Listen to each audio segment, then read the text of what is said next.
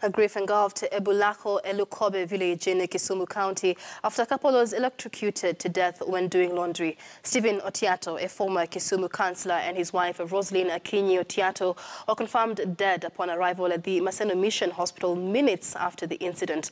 According to witnesses, Akinyi was the first to be electrocuted while hanging clothes on a drying line, while her husband, who went to rescue her, also fell victim. Family members say the two were electrocuted after touching the clothesline, which had come into contact with a loose security light wire at 7 a.m. Jen Otiato, their 19-year-old daughter, said they discovered a naked wire connected to the security lamp that had fallen onto the clothesline. No member of the family had spotted the loose electric wire. The bodies of the deceased were taken to the Coptic Mission Hospital mortuary.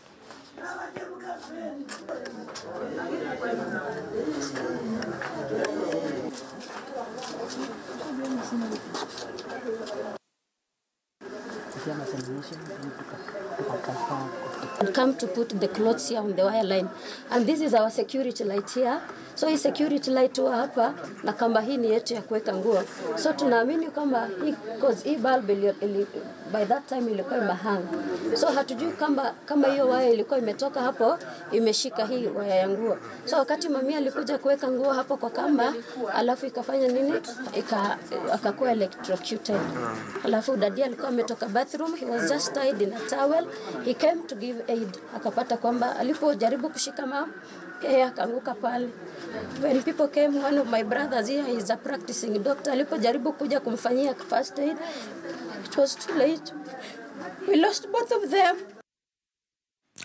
Residents of Kasibuni village in Nguni ward within Mwingi East were shocked to find the body of a 78-year-old woman who went missing over a week ago, dumped in an abandoned well.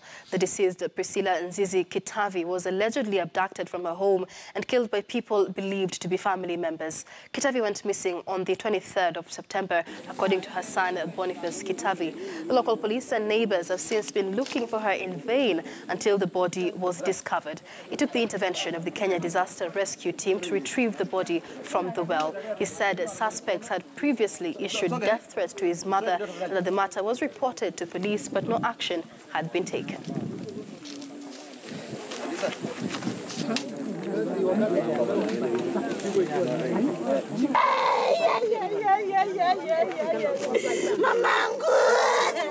Mamangu,